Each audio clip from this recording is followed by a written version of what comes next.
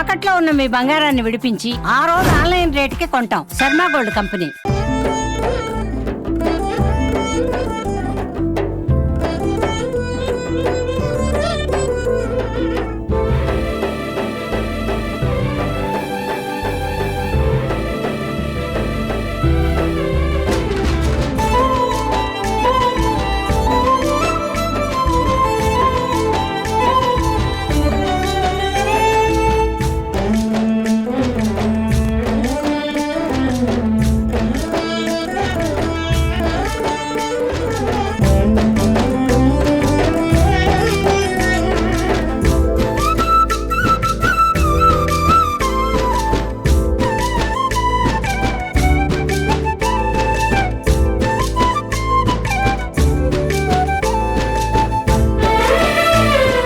నమస్కారం, welcome to Suman TV.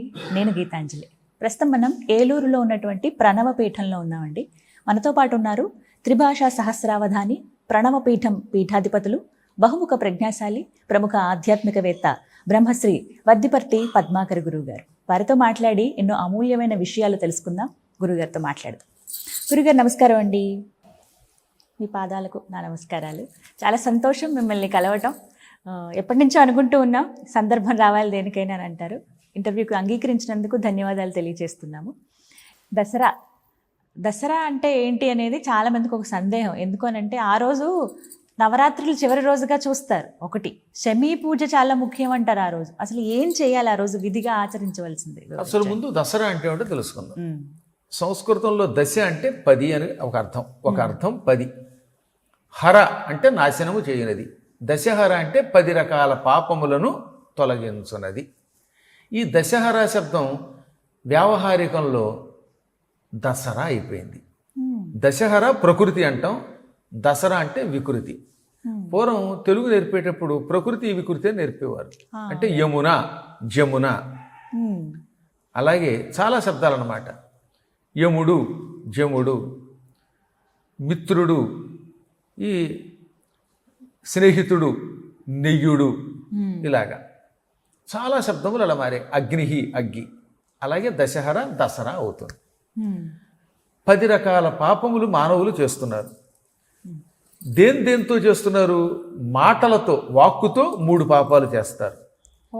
శరీరముతో 3 పాపాలు చేస్తున్నారు. మనస్సుతో 4 పాపాలు చేస్తున్నారు. అందువల్ల మొత్తం ఎన్ని అయ్యాయి? ఇప్పుడు 10 అయ్యాయి. శరీరముతో చేసేది, వాక్కుతో చేసేది, మనస్సుతో చేసేది. శరీరముతో చేసే పాపములను కాయిక పాపములు అంటారు. ఇవి 3 రకాలు. మాటలతో చేసే పాపములు కూడా 3 ఉన్నాయి. వాటిని వాచిక పాపములు అంటారు. మనస్సుతో చేసే పాపాలను మానసిక పాపాలు. ఇవి 4 రకాలు. వెరసి 10 పాపములు. ఇప్పుడు శరీరంతో వెళ్ళకూడని చోటుకి వెళ్ళాం, ఎవరినో కొట్టాము, ఇంకా ఈ శరీరంతో హింస చేసాము. ఈ రకమైన పాపములు 3 ఉంటాయి. మాటలతో కూడా చెప్పే కదా, ఇతరులను అనవసరంగా తిట్టడం. ఇందాక అన్యాయంగా అశ్వత్థామని చంపేశారు. అశ్వత్థామని చంపినట్టుగా ఎవడో ఒకటి చంపేయడం, బతుకున్నవాడిని. పాప ఏ పాపం ఎరగని వాళ్ళు ఉంటారు. మీ బోటి అమాయక స్త్రీల మీద పడి ఆ భాండం వేశారు. ఒక్కొక్క దుర్మార్గులు ఉంటారు. ఆ యాంకర్ గారు ఇలా వాగుతోంది అని ఒక కామెంట్ పెట్టాడు అనుకోండి, అది పాపం, వాచిక పాపం, అది చండాల పాపం. అది వాళ్ళకి ఇష్టమైతే చూడాలి, ఇష్టం లేదు ఎవడు చూడమన్నాడు. కావాలని తిట్టడానికి చూసేవాడు కొందరు ఉంటారు. మీరు ఎన్ని చేయండి, బొట్టు పెట్టుకుంటే ఎందుకు అమ్మవారిలాగా అంత బొట్లు పెట్టింది అంటారు. పెట్టుకోకపోతే ఆ యాంకర్కి బొట్టు పెట్టండి అని చెబుతారు. గొలుసు వేసుకున్నారు అనుకోండి, నగలు ప్రదర్శించింది అంటారు. వేసుకోలేదు అనుకోండి, ఏమిటో బోసివాడ అంటారు. మీరు ఏం చేసినా ఏదో జుట్టుకే వస్తాయి. అన్నిటికీ ఈ రకంగా వాక్కులతో చేసే పాపాలు ఉన్నాయి. అనవసరంగా ఎవరిని ఏం అనకూడదు. ఇవి 3 రకాలు. ఇంకా మనస్సులో చేసే పాపాలు కనపడవులండి. శరీరంతో మాటలతో కనపడతాయి. మనస్సులో ఎవరేమనుకుంటారు, ఏం తెలుస్తుంది? ఇప్పుడు ఎదురుగుండా కూర్చున్న వాళ్ళంతా మనల్ని చూసి ఓహో దేవుడా అని దండం పెట్టారు అనుకుంటాం. లోపల ఏడుస్తూ ఉండొచ్చు. ఆ మధ్యన ఒకడు వచ్చాడు, గురువు గారు నేను పాపం చేశానండి అన్నాడు. నా దగ్గరికి వచ్చి ఇది జరిగింది, ఇక్కడే ఉన్నాడు ఒక కుర్రాడు, పిలిపిస్తే ఆశ్చర్యపోతారు. ఏమిటో ఆయన అంటే, గురువు గారు మీకు అందరూ దండం పెడుతున్నప్పుడు లోపల కుళ్ళిపోయిందండి నా మనసు. గురువు గారికి దండం పెడుతున్నారు, నాకు దండం పెట్టట్లేదు, లోపల కసి వచ్చేసింది. ఆ తర్వాత కాసేపు నాకు ఇదేమిటి గురువు గారి సాధన వల్ల నమస్కరించారు, నాకు నమస్కరించలేదు, ఈ మాత్రానికే మానసికంగా బాధపడ్డారు. పైకి దండం పెట్టాడు, లోపల మాత్రం ఈర్ష్య పడ్డాట. అంటే ఇది మనకు కనపడదుగా, కనిపించదు. వాడు దండం పెడుతున్నాడు, చెప్తేనే ఇప్పుడు కూర్చున్న వాళ్ళంతా నమస్కారం చేస్తున్న వాళ్ళంతా నిజంగా భక్తులా? ఏమో ఎవడెందుకు వస్తున్నాడు ఎవడో తెలుసు. కాబట్టి మానసికమైన దోషములు కనపడం. ఇలాంటివి 4 రకాలు. ఈ పాపములను తొలగించడం కోసం దశహర అనే ఒక పండుగని భగవంతుడైన బ్రహ్మ ఏర్పాటు చేశాడు మొదట్లో. ఇది బ్రహ్మ చేత ఏర్పాటు చేయబడింది. బ్రహ్మోత్సవాలు ఎలా ఏర్పాటు చేశారో తిరుపతిలో, అవి బ్రహ్మ ఏర్పాటు చేసినవి, ఇవి కూడా అటువంటివి. ఈ 10 పాపములు ఒక్కొక్క రోజుకు ఒక్కొక్క పాపం తొలగేలా చేశాడనమాట. అందువల్ల 10 రోజులు పూజిస్తే ఈ 10 పాపములు నశిస్తాయి. అందుకని దసరా. కాకపోతే అన్ని రోజులు చేసే శక్తి కలియుగంలో లేదు. వాళ్ళకేం చెప్పారనమాట, అష్టమి, నవమి, దశమి ఈ 3 రోజులైనా పూర్తి చేయండి, పూజలు చేసి తద్వారా పాపములను తొలగించుకోండి అన్నారు. అష్టమి, నవమి, దశమి. ఒకవేళ పాపం ఉద్యోగులు కొందరు ఉంటారు. ఇప్పుడు మీలాంటి వాళ్ళకి ఉద్యోగం ఏదో ఒకటి చేస్తే కానీ పోషణ వెళ్ళకపోవచ్చు, లేదా ఇంకేవో కొన్ని కార్యక్రమాలు ఉంటాయి. పోనీ ఇంకా మీరంటే కాస్త యాంకర్ కాబట్టి ఈ వృత్తి ఓ రోజుకి సెలవు పెట్టుకోగలరు. రైలు డ్రైవర్ ఏం చేస్తాడు? ఫ్లైట్ డ్రైవర్ ఏం చేయాలి? బస్సు డ్రైవర్ నడపాలి కదా. ఇలాంటి వృత్తులు కొన్ని ఉంటాయి. అలాగే కానిస్టేబుల్స్ పాపం. ఇలా వృత్తుల్లో ఉన్నవాళ్ళు పొరపాటు కూడా 3 రోజులు సెలవు పెట్టలేదు. వాళ్ళకి ఏం చెప్పాడనమాట, నాయన 3 రోజులు కాకపోయినా దశమి నాడు, విజయదశమి అంటాం దాన్ని, ఆ దశమి నాడైనా ఒక్క పూట కూర్చొని పూజ చెయ్యి. దానివల్ల కూడా ఈ దసరా మొత్తం 10 రోజులు పూజ చేయటం వల్ల వచ్చే ఫలితం లభిస్తుంది. పూట చేయలేకపోతే ఏం చేయాలి? ఒక్క ఘడియ కాలమైనా చెయ్యి. అది కూడా చేయలేకపోతే ముహూర్తం అంటే 24 నిమిషములైనా చెయ్యి. ముహూర్తం చేయలేకపోతే 24 నిమిషాలు కూడా పూజ చేయలేకపోతే ఏమన్నాడు తెలుసా? క్షణం చేయమన్నాడు. ప్రమాణం చెబుతున్నాను, దేవీ భాగవత మహిమలో ఉంది ఇది. దినమర్థం తదర్థం వా ముహూర్తం క్షణమేవ వా ఏ శృణ్వంతి సదా భక్త్యాం నతేషాం దుర్గతి క్వచిత్. ఒక రోజు, దినము అంటే 24 గంటలు, తదర్థం అందులో సగం కానీ, లేదా అందులో ముహూర్తం 24 నిమిషాలు కానీ, క్షణమేవ ఒక క్షణకాలమైనా సరే దేవిని పూజించు, దేవి యొక్క మహిమ విను, అమ్మవారి చరిత్ర విను. అలా ఎలా పూజించగలుగుతారు? క్షణంలో కూడా ఏముంది, అమ్మా నమస్కారం అంటే చాలుగా.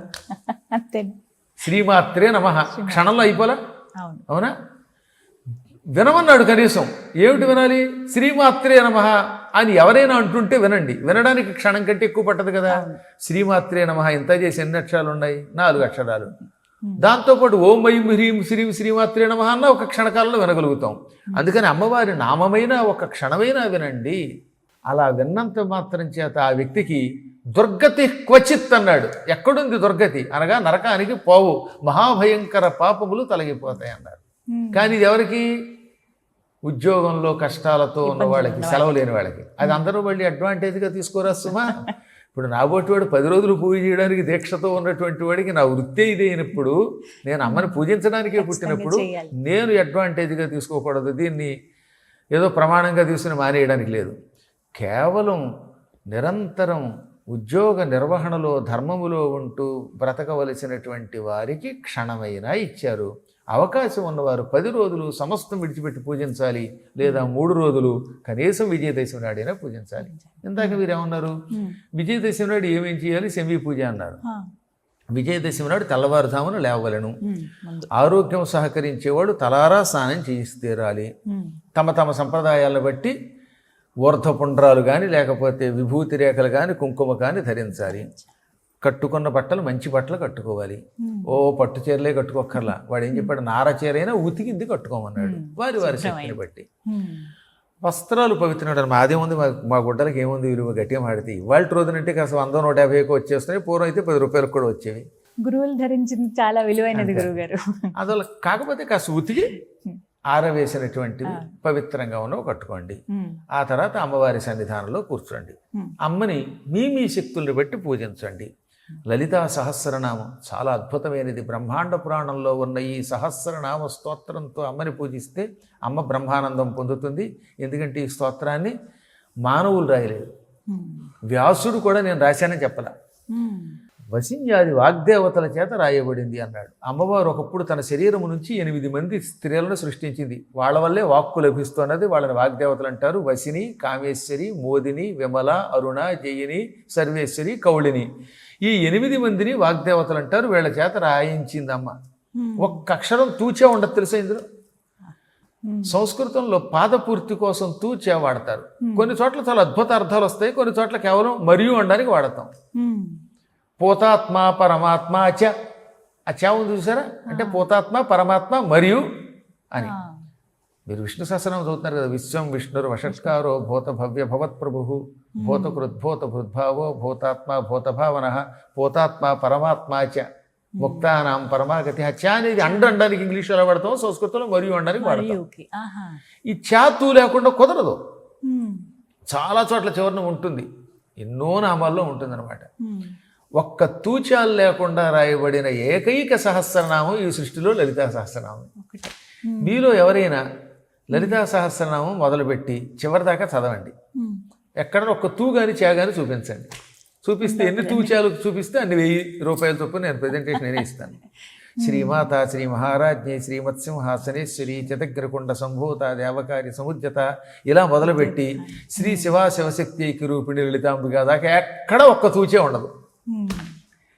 అంటే వ్యర్థ పదములు లేకుండా కేవలము అమ్మవారి యొక్క విశేషనామములు, ఆవిడ లీలలు, మంత్రములు వర్ణింపబడిన అపూర్వమైన లలితా సహస్రనామ స్తోత్రం ఈ కాలంలో చదువుతూ కుంకుమ పూజ చేయటం, పుష్ప పూజ చేయటం అదృష్టం. కుదరలేని వాడు ఖడ్గమాల స్తోత్రం చదువుకోండి. అది కుదరకపోతే గురువుల ద్వారా అమ్మవారి మంత్రం ఏదో ఒకటి ఉపదేశంగా పొంది ఆ ఉపదేశ మంత్రం చేయండి. ఏదో ఒక ఉపదేశం ఉంటే లాభం.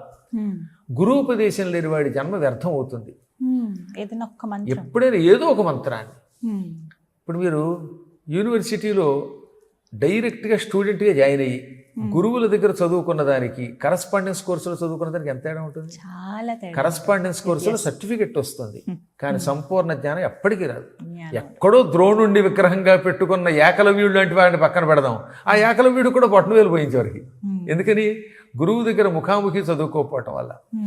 గురు శుశ్రూష లేకుండా కరస్పాండెన్స్ కోర్సు ద్వారా చదువుకోవడం ఎటువంటిదో, తల్లి దగ్గర ఇంకొకళ్ళ దగ్గర నేర్చుకోకుండా పుస్తకాలు చూసి వంట చేయటం ఎటువంటిదో, ఉపదేశం లేకుండా ఈ వీడియోలు చూసో ఇంకోటి చూసో మంత్రాలు అనుష్ఠానం చేయడం అటువంటిది. కానీ చాలా వరకు ఇప్పుడు చూస్తున్నాం కదా గురుగారు, వీడియోల్లో ఇప్పుడు మేము చెప్తున్నాం కాబట్టి మీకు ఉపదేశం అయినట్టే, మీరు ఇంకా మంత్రం చేసుకోండి కనపడుతున్నాం కనుక ఇప్పుడు దేవుడు స్పష్టముగా వాళ్ళకి ఉచ్చారణ తెలియజేస్తూ విధానం తెలియజేసే పండితులు చెబితే మళ్ళీ ఎవడబడితే వాడికి ఏ స్వరానికి ఎలా పలకాలో తెలియదు.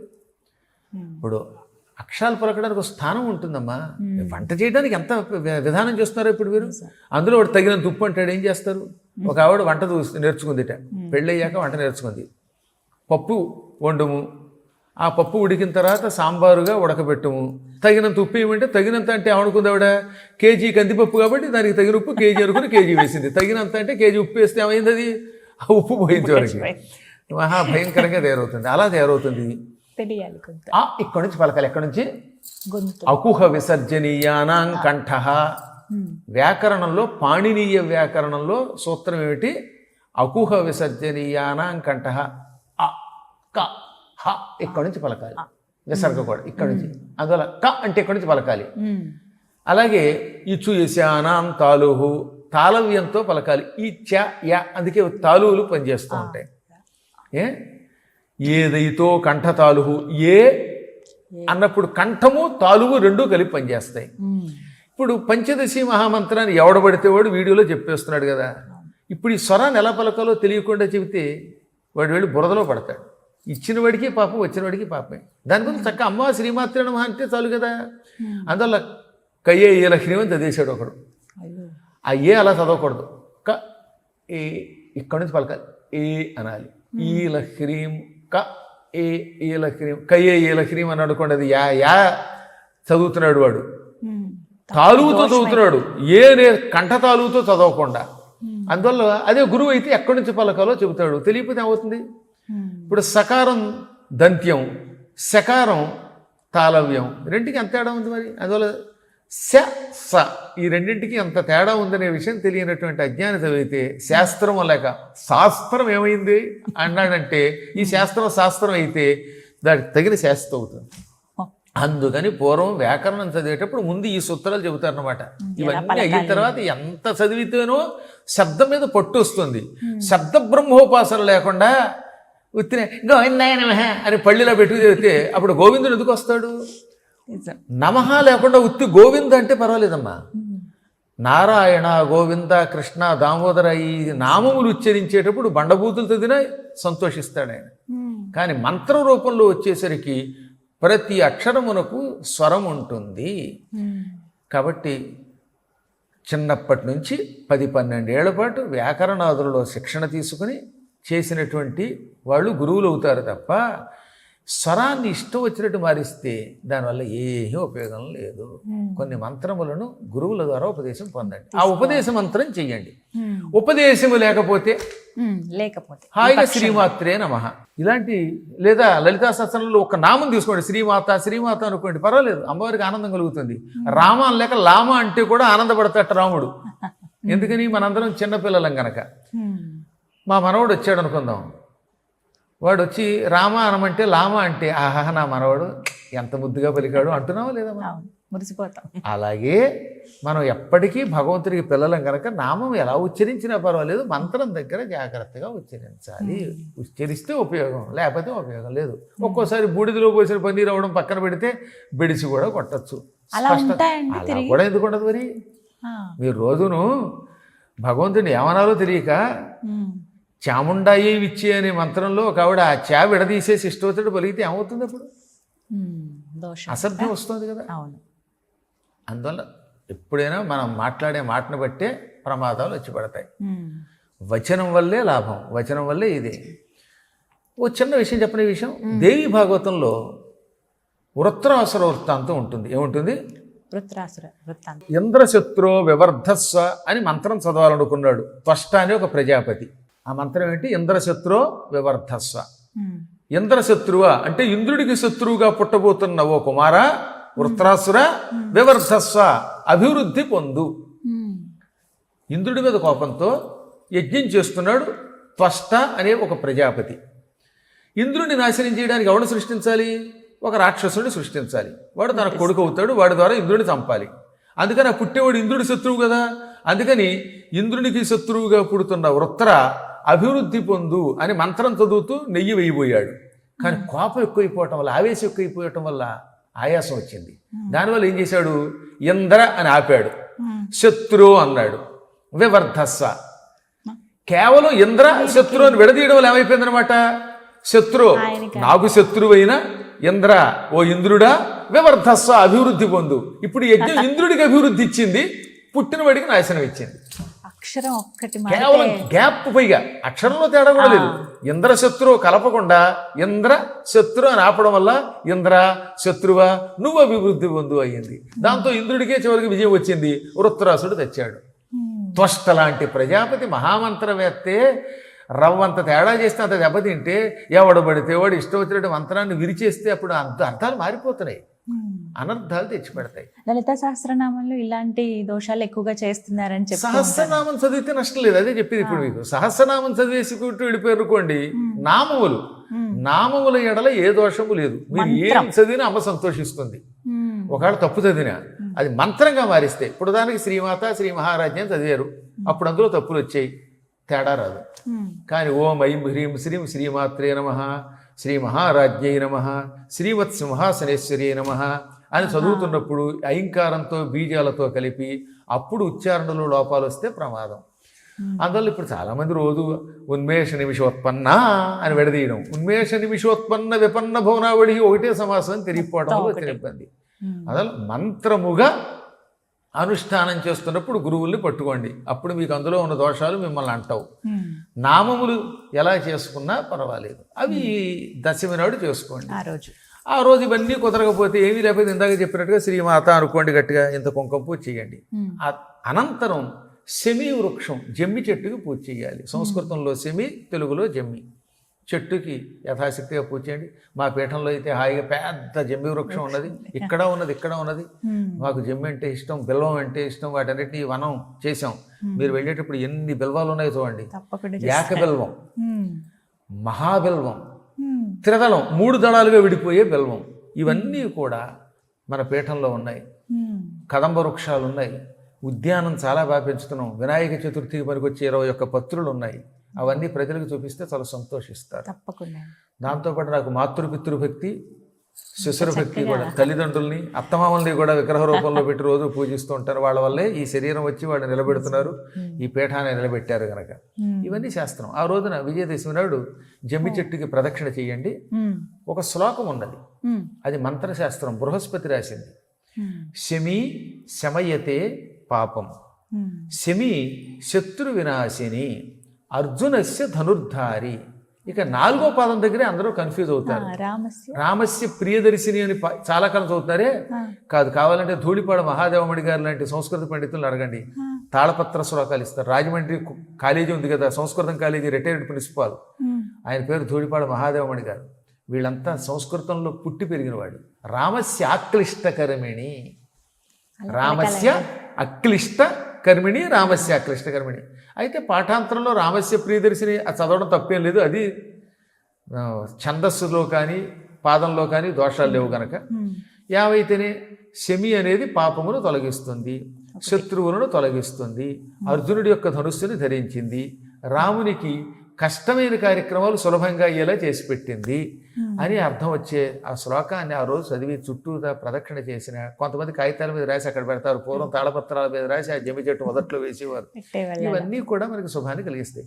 శమీ వృక్షం శనికి ఎంతో ఇష్టం. శనైశ్చరుడు శమీ వృక్షం ప్రాంతంలో ఉంటాడు, అందుకే జమ్మి చెట్టుని శనికి కూడా ప్రత్యేకంగా పెడతారు. ప్రదక్షిణ చేస్తే శత్రుదోషాలు పోవడమే కాక శని దోషములు కూడా, ఏలినాటి శని దోషములు వంటివి పోతాయి. శనైశ్చర అనుగ్రహం లభిస్తుంది.